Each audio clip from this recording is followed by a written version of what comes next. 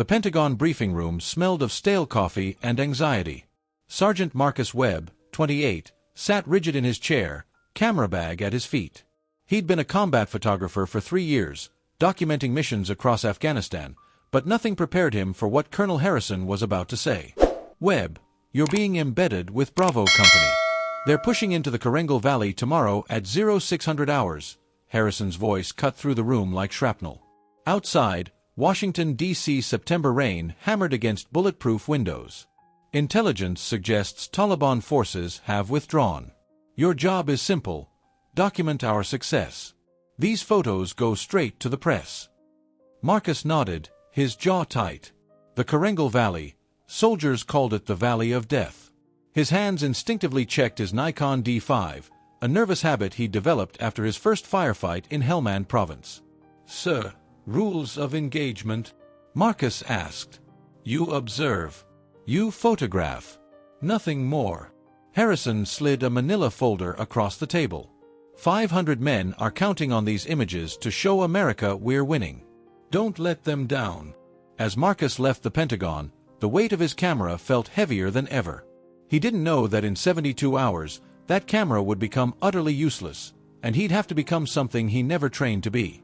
The CH-47 Chinook helicopter shuddered violently as it descended into the Karengal Valley. Marcus gripped his camera, knuckles white, surrounded by soldiers from Bravo Company. Their faces were young, too young, smeared with camouflage paint and determination. Lieutenant Danny Reeves, barely 24, shouted over the rotor noise, "Stay close to me, Webb. This valley's got a bad reputation." His Tennessee accent was thick, comforting somehow in the chaos. The helicopter's ramp dropped, and Afghan heat slammed into them like a physical force. Marcus's boots hit dirt, and immediately his photographer's eye activated, scanning terrain, light, composition. The valley was breathtaking. Jagged mountains clawed at crystalline blue sky, villages dotted impossible slopes. Bravo Company moved in formation through narrow paths between mud-brick compounds. Children watched from doorways, their eyes ancient and suspicious.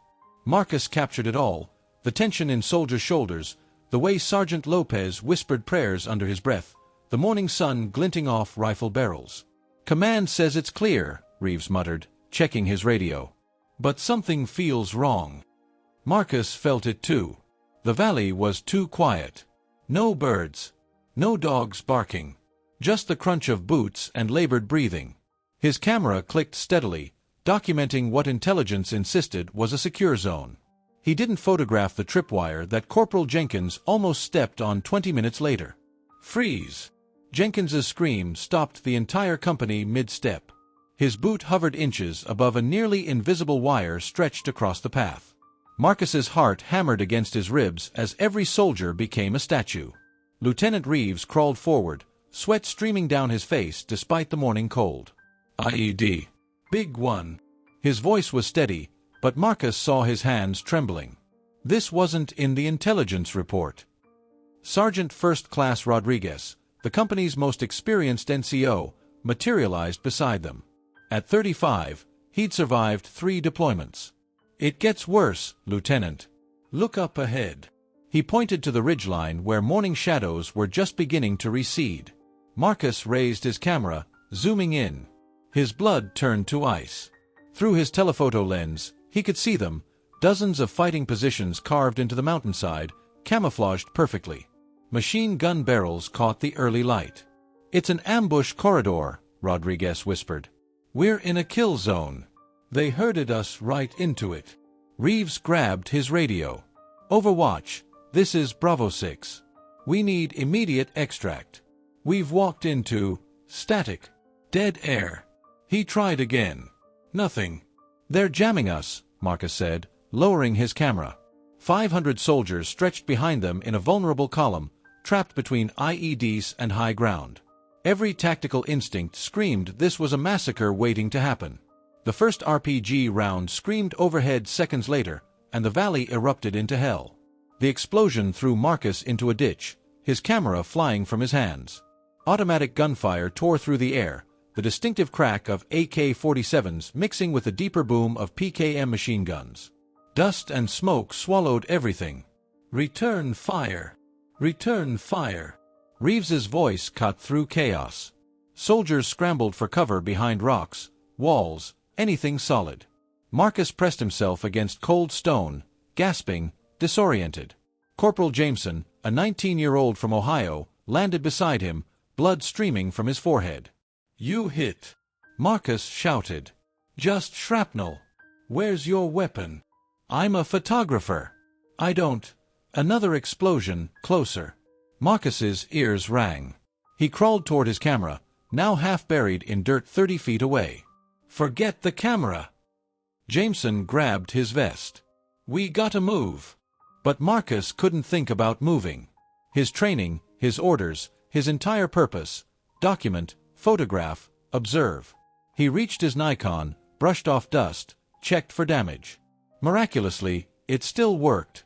Through his viewfinder, he saw the nightmare unfolding. Soldiers pinned down. Medic Chen sprinting between wounded men. Taliban fighters moving along ridgelines like ghosts. He clicked the shutter on instinct, capturing hell itself. Then he saw something that made him lower his camera.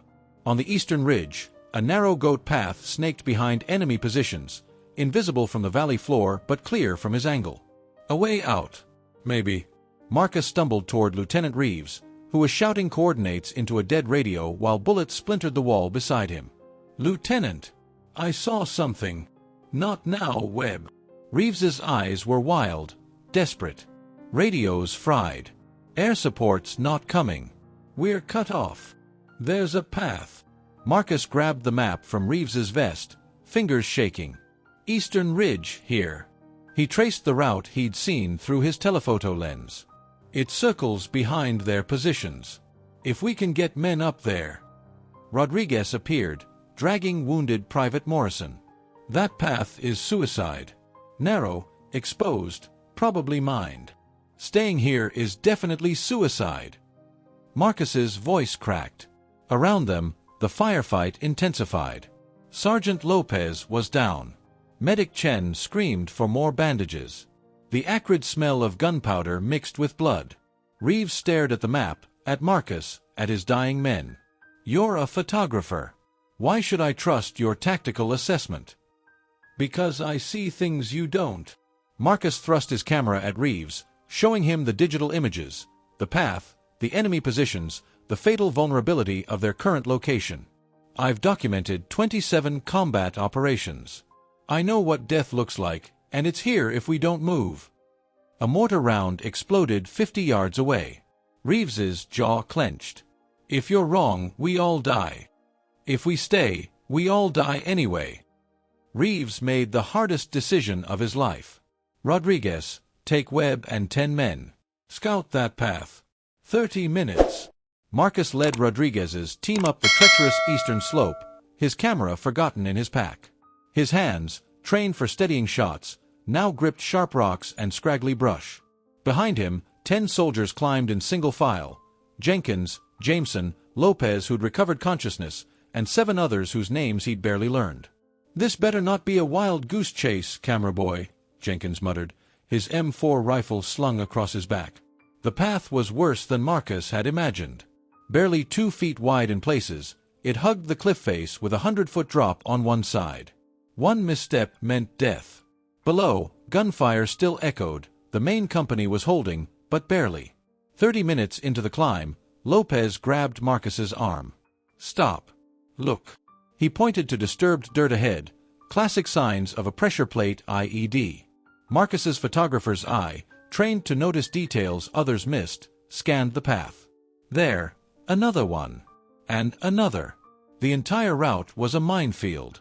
"We can't go back," Rodriguez said grimly. "Company's getting slaughtered down there." Marcus knelt, studying the first IED.